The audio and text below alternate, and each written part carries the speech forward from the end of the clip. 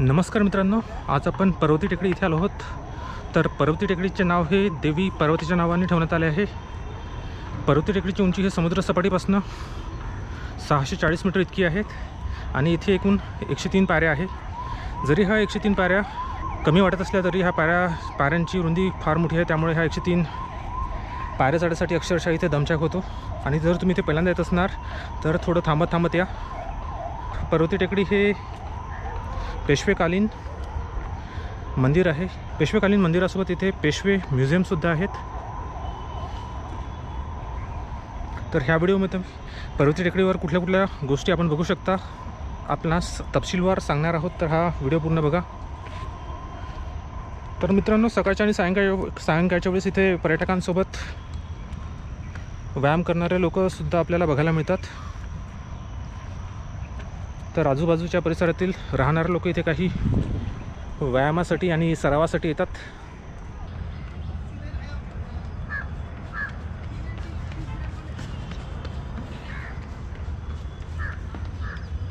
पर्वती टेकडीला इतिहासासोबत निसर्गाचा सुद्धा वारसा लाभलेला आहे आणि पुण्यातील अतिशय निसर्गरम्य ठिकाणापैकी हे एक ठिकाण आहे।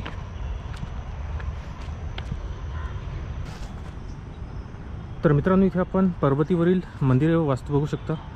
तर पर्वतीवर श्री देवदेवेश्वर मंदिर आहे, नंतर श्री विष्णू मंदिर, श्री विठ्ठल रखुमाई मंदिर, श्री कार्तिक स्वामी मंदिर, श्रीमंत नानासाहेब पेशवे यांची समाधी, नंतर पेशवा संग्रहालय जे की एक पेशवेकालीन अनेक सुंदर आणि प्रेक्षणीय वस्तूंचा संग्रहालय आहे, जे पानिपत युद्ध 1760 ते 1761 मध्ये लढलं गेलं होतं त्याचं एक स्मारकसुद्धा इथे आहे।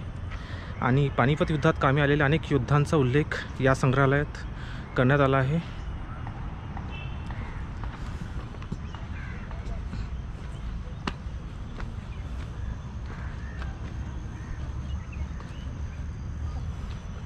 मित्रांनो, इकडे आपण बघू शकता ह्या पायऱ्या जरी केवळ 103 असल्या तरी पण ह्या भरपूर मोठ्या पायऱ्या आहेत।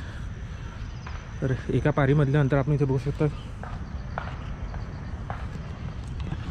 त्यामुळे जरी 103 पायऱ्या ऐकायला कमी वाटत असल्या तरीसुद्धा इथे चढण्यासाठी अनेकांचा दमछाक होतो।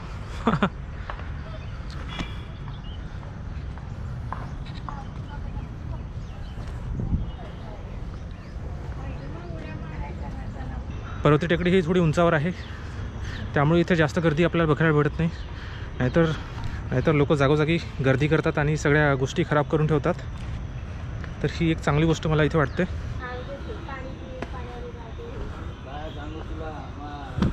इथे श्रीमंत नानासाहेब पेशवे स्थापित श्री देवदेवेश्वर मंदिर आपण बघू शकता, ज्याची स्थापना 23 एप्रिल 1749 रोजी झाली होती।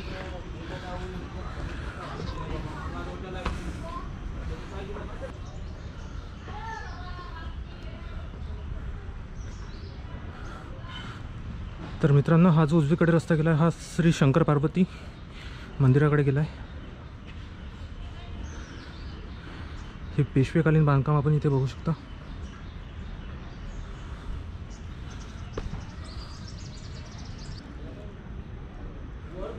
श्री विठ्ठल रखुमाई मंदिर इथे आपण बघू शकता मित्रांनो।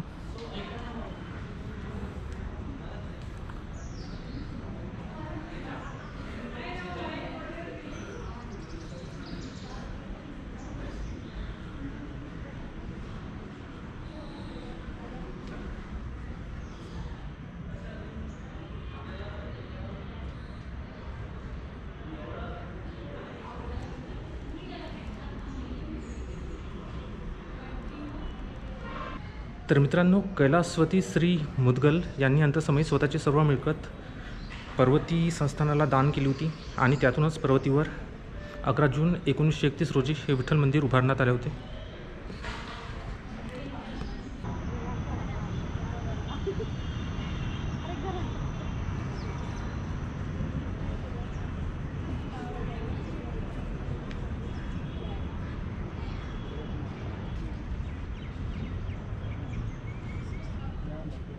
इथे आपण श्रीमंत नानासाहेब पेशवे स्थापित श्री देवदेवेश्वर मंदिर बघू शकता। याची स्थापना 23 एप्रिल 1749 रोजी झाली होती।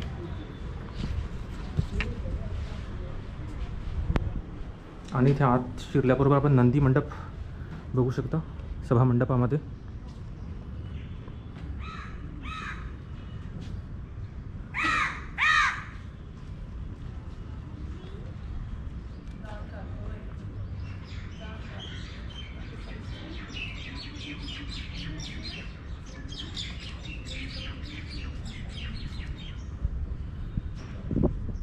इथे जो हा फोटो आपण बघू शकता हा श्रीमंत थोरले नानासाहेब पेशवे यांचा आहे. हे जे मंदिर आहे हे श्री सूर्यनारायण मंदिर आहे. अतिशय सुंदर अशी सूर्यनारायणाची ही अश्वारूढ मूर्ती आहे.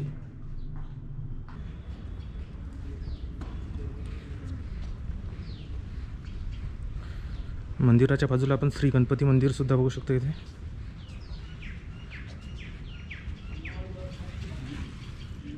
श्री गणेशाची पांढऱ्या धातूची मूर्ती पण बघू शकते. इथे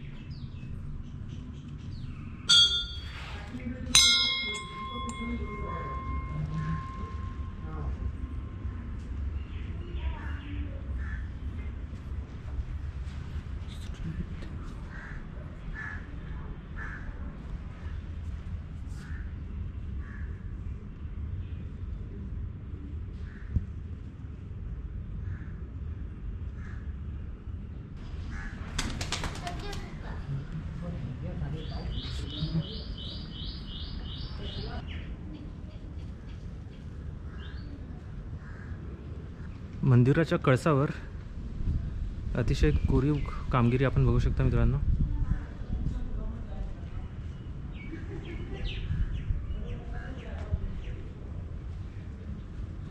मंदिराच्या भिंतीवर कोणीही लिहू नये अथवा पैसे घासून भिंत खराब करू नये.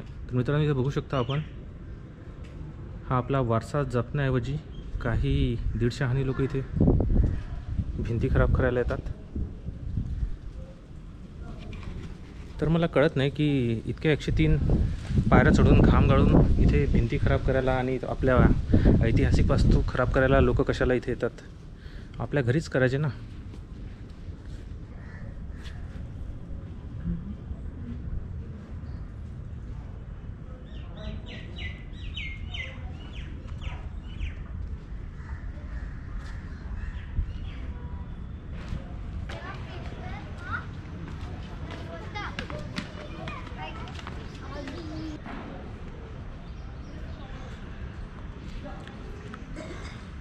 श्री विठ्ठल रखुमाई मंदिराच्या बाजूला आपण पेशवे संग्रहालय बघू शकता.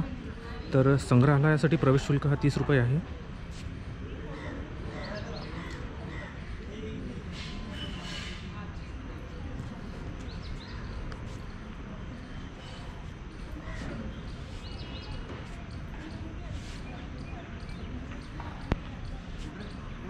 श्रीमंत थोरले नानासाहेब पेशवे यांचा हा पुतळा आपण बघू शकता. यांचा जन्म 6 डिसेंबर 1721 साली मावळ ह्या प्रांतात झाला होता आणि यांचा निर्वाण 23 जून 1761 साली पर्वती पुणे येथे झाला होता.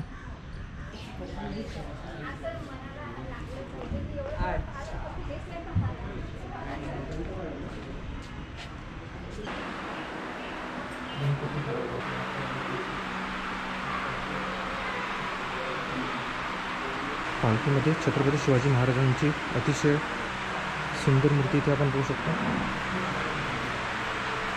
मराठी साम्राज्याचा विस्तार 1795 मध्ये पेशव्यांचा राज्यविस्तार इथे आपण बघू शकतो.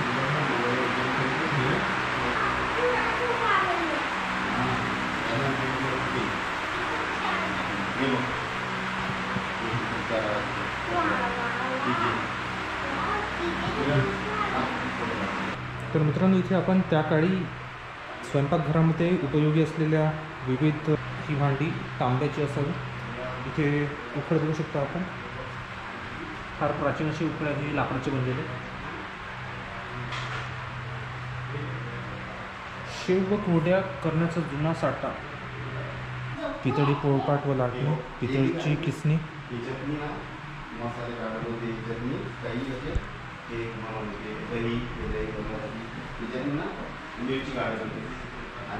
इथे धान्य मोजण्याचे आधोली पावली, चिट्टे आठवा.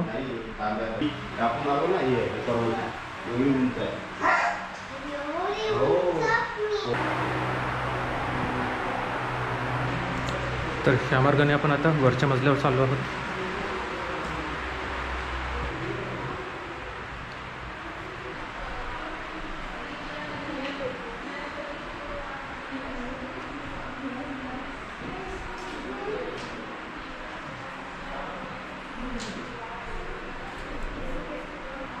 कैलासवती श्रीमंत राजेसाहेब नारायणराव आर भावे रामदुर्ग संस्थान यांनी वैभवाच्या अनेक वस्तू, मखरे, मूर्ती, मेणे, पालख्या, हौदा, नगारे, तैलचित्रे, आरसे पेशवे संग्रहालयात बक्षीस दिल्या होत्या.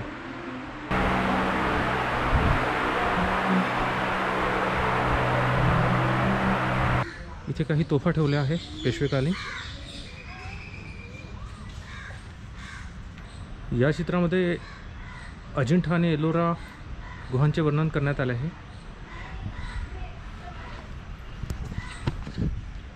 इथे अतिशय सुंदर मूर्तीच्या रूपाने चित्रदर्शन करण्यात आले आहे, परंतु याची माहिती देणारे फलक इथे नाही आहे.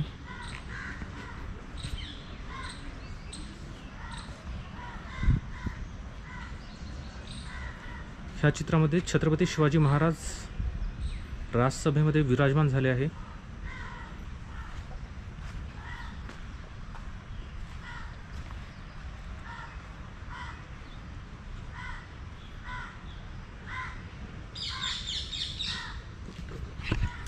तर पेशवे म्युझियमच्या प्रांगणामध्ये ह्या अतिशय सुरेख मूर्त्यांचे चित्रदर्शन इथे करण्यात आले आहे, परंतु या कुठल्याही मूर्त्यांची इथे किंवा चित्रांची इथे माहिती देण्यात नाही आली आहे. तर त्यामुळे यातील काही चित्रांचा तर मी अंदाज बांधू शकत आहे, परंतु काही मूर्त्या मला कळत नाही आहे.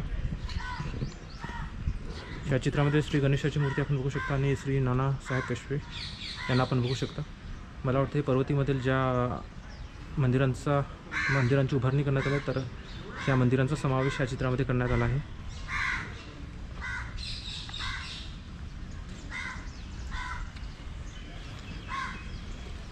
इथे सुंदर लाकडाचे भिंद्राबन, तुळशी भिंद्राबन आपण बघू शकता.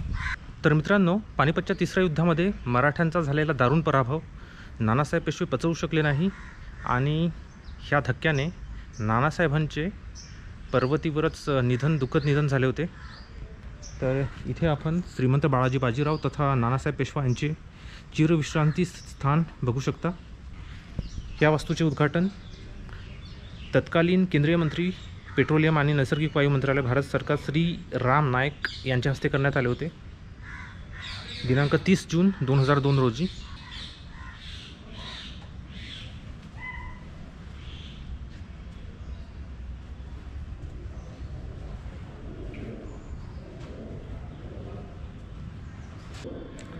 छत्रपती शाहू महाराज नानासाहेब पेशव्यांना पेशवाईची वस्त्रे देतानाचे प्रसंगचित्र इथे आपण बघू शकता.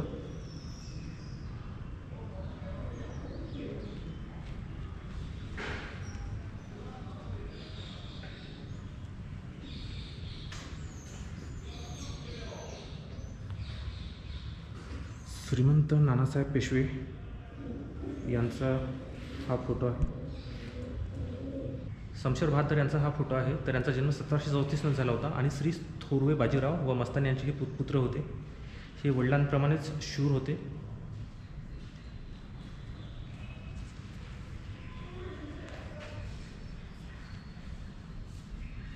इथे पहिले पेशवे बाळाजी विश्वनाथ भट यांचे हे कल्पनाचित्र आहे. इथे आपण श्रीमंत थोरले बाजीराव अपराजित योद्धा यांचे छायाचित्र आपण बघू शकता. हे जे चित्र आहे हे श्रीमंत थोरले बाजीराव पेशवे यांचे आहे. यांच्या 264व्या पुण्यतिथी दिनी बुधवार दिनांक 28 एप्रिल 2004 रोजी भारतीय टपाल खात्याने प्रकाशित केलेल्या टपाल तिकिटाची विस्तारित प्रतिमा. तर मित्रांनो, इकडे आपण श्रीमंत नानासाहेब पेशवे यांची जन्मकुंडली बघू शकता. ह्या चित्रामध्ये आपण त्या काळचे मराठ्यांचे साम्राज्याचं वर्णन बघू शकता. इकडे कलकत्ता, ग्वालियर, झाशी, ग्वाल्हेर, इंदोर, तर ह्या भागामध्ये मराठ्यांचे साम्राज्य होते. तर हे 1795 सवाई माधवराव पेशवे ह्या कालखंडातले मराठा साम्राज्याच्या विस्ताराचे चित्रण आहे. श्रीमंत रघुनाथराव पेशवे स्थापित श्री कार्तिक स्वामी मंदिर आपण इथे बघू शकता. याची स्थापना इसवी सन 1791 मध्ये झाली होती.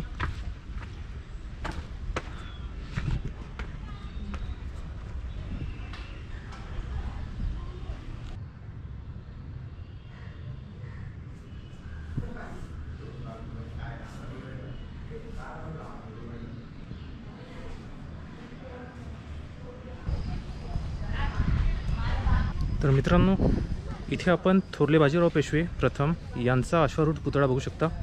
तर असा हुबेहूब पुतळा शनिवारवाड्याच्या दिल्ली दरवाजा पुढे पण सुद्धा आहे. तर त्याचीच हुबेहूब प्रतिकृती आपण इथे सुद्धा बघू शकता.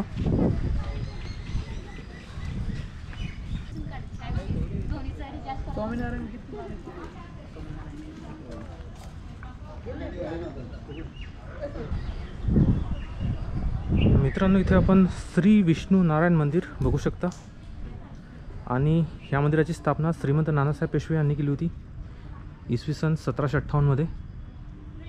श्री विष्णू नारायण मंदिर याचा जीर्णोद्धार सुरू आहे.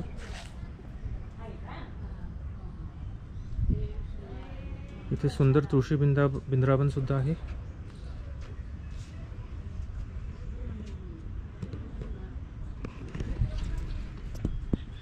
परंतु श्री विष्णू नारायण मंदिराच्या प्रांगणामध्ये ही असली भंगारासारखी अवस्था पाहून मन खिन्न होऊन जातं. हे कशासाठी असं करून ठेवलं आहे कळत नाही मला.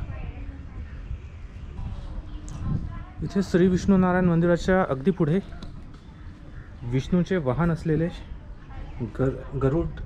गरुडाची मूर्ती आपण इथे बघू शकता.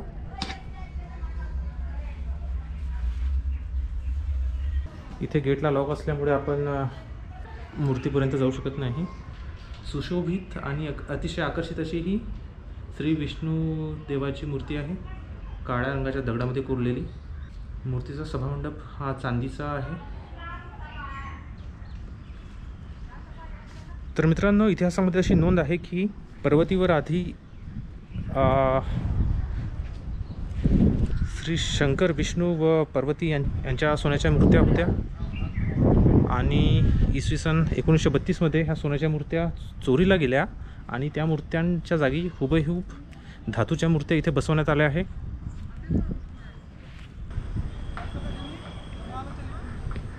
तर मित्रांनो, इथे पर्वतीच्या पायथ्याशी आपण पर्वतीचा इतिहास बघू शकता. श्रीमंत नानासाहेब पेशवे यांनी आपल्या मातोश्री श्रीमंत काशीबाई साहेब यांचं नाव पूर्ण करण्यासाठी पर्वती टेकडीवर इसवी सन 1749च्या सुमारास श्री देवेश्वराचे भव्य मंदिर बांधले. त्यानंतर श्री विष्णू मंदिर तसेच श्रीमंत राघवदादा पेशवे यांनी श्री कार्तिक स्वामीचे मंदिर बांधले. वरील मंदिराची स्थापना झाली तो काळ मराठेशाहीच्या इतिहासातील सुवर्णकाळ म्हणावा लागेल. यावेळी मराठ्यांचा ध्वज अटकेवर आताच्या पाकिस्तानात फडकला व मराठी अंमल जवळजवळ भारतभर पसरला. पुणे हे भारतीय राजकारणाचे केंद्र बनले. थोडक्यात पर्वती हे मराठी साम्राज्याचे स्मारकच म्हणता येईल. तर पर्वती टेकडीच्या पायथ्याशी हा पर्वतीचा इतिहास आहे. आपणास विनंती आहे, जर आपण इथे आला तर हा इतिहास वाचूनच पुढे जा. तर मित्रांनो, आता तुमची रजा घेतो. पुन्हा भेटूया नवीन व्हिडिओमध्ये. तोपर्यंत जय महाराष्ट्र.